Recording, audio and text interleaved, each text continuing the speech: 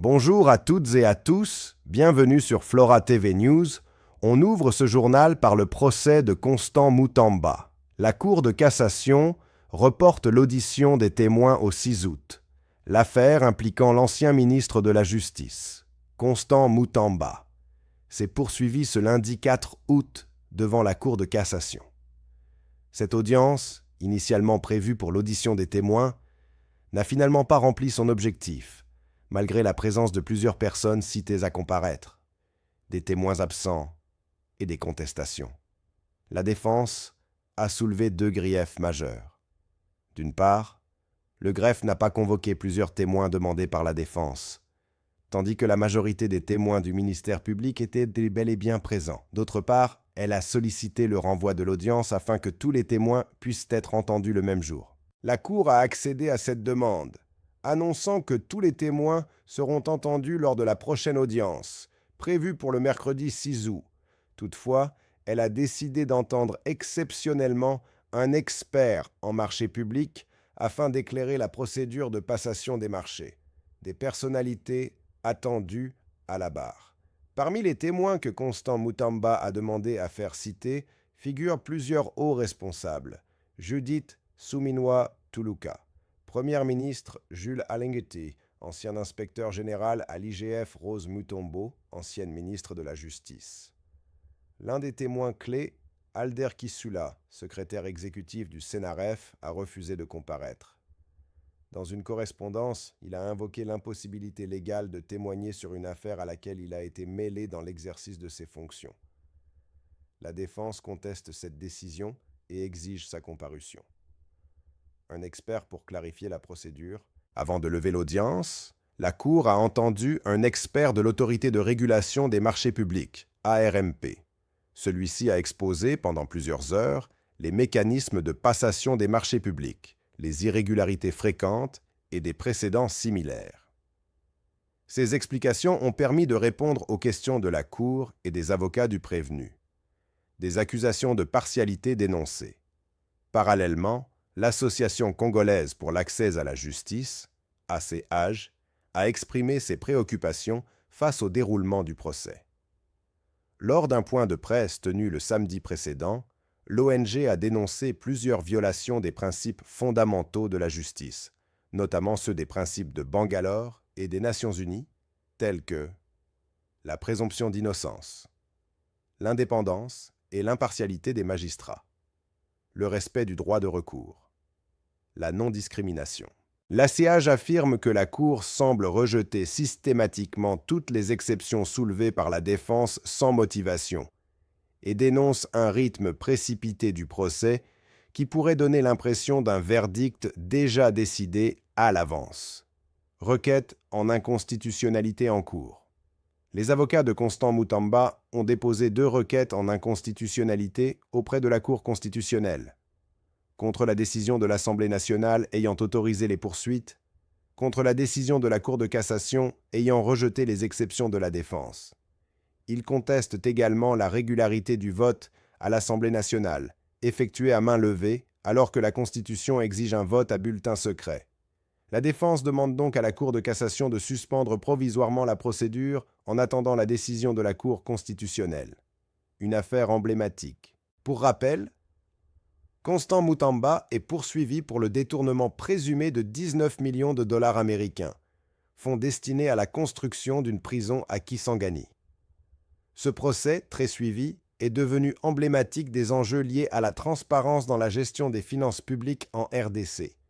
La suite du procès est attendue ce mercredi 6 août avec l'audition de tous les témoins. L'Est de la République démocratique du Congo continue de saigner dans le silence. Des violations graves des droits humains, des massacres, des violences sexuelles, des villages détruits. Et pourtant, l'enquête indépendante qui devait faire la lumière sur ces atrocités est au point mort, faute de financement. Pourquoi? Qui bloque? Et que réclame exactement la RDC à la communauté internationale? Restez avec moi, on vous explique tout. Enquête internationale bloquée, la vérité sacrifiée par manque de moyens? Lors de la dernière réunion du Conseil de sécurité de l'ONU, la République démocratique du Congo a lancé un cri d'alarme.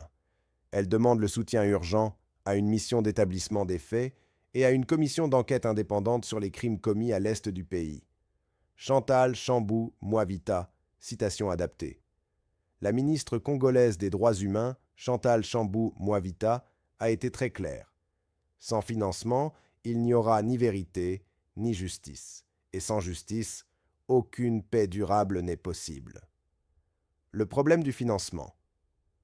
Le Conseil des droits de l'homme des Nations unies traverse une crise financière sans précédent. Selon une lettre révélée par Reuters, la mission d'enquête mandatée par l'ONU n'a tout simplement pas les moyens de continuer son travail.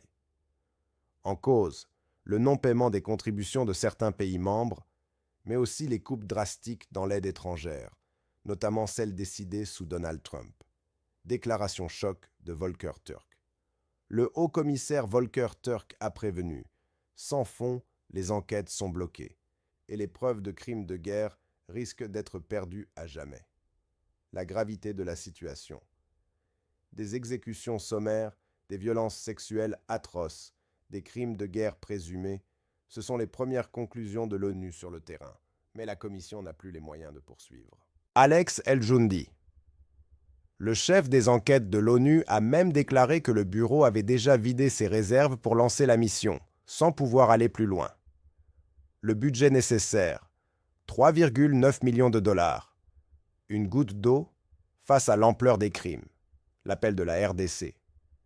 Le gouvernement congolais ne réclame pas de la charité, mais un engagement concret. La RDC n'a pas besoin de pitié. Elle a besoin de justice. Et la justice commence par la vérité. Mais pour faire éclater cette vérité, il faut des enquêtes sérieuses, indépendantes et financées. Et maintenant ? L'appel est lancé à tous. États membres de l'ONU, bailleurs, gouvernements engagés pour la paix et les droits humains. Soutenez cette mission. Brisez le cycle de l'impunité. Même l'Union africaine, à travers la SADC et la Communauté d'Afrique de l'Est, montre sa volonté d'agir pour rétablir la paix en RDC. Le président kenyan William Ruto a d'ailleurs insisté. Seule une initiative africaine inclusive et coordonnée pourra faire taire les armes. La question n'est plus seulement congolaise, elle est mondiale. Allons-nous, une fois de plus, détourner le regard face à l'horreur? Ou allons-nous enfin donner aux victimes ce qu'elles méritent, la justice, la vérité, la mémoire? Décès de Blanche Candolo. La famille paternelle exprime de vives inquiétudes et demande des éclaircissements. La branche paternelle de la famille Candolo sort de son silence et exprime publiquement ses doutes quant aux circonstances entourant le décès de Blanche Candolo Odia. Dans un communiqué, la famille affirme avoir volontairement attendu avant de réagir, afin de rassembler des éléments qui l'amènent aujourd'hui à remettre en question la version officielle des faits. Selon ses proches, c'est par les réseaux sociaux qu'ils ont appris la nouvelle du décès de Blanche, tout comme le grand public.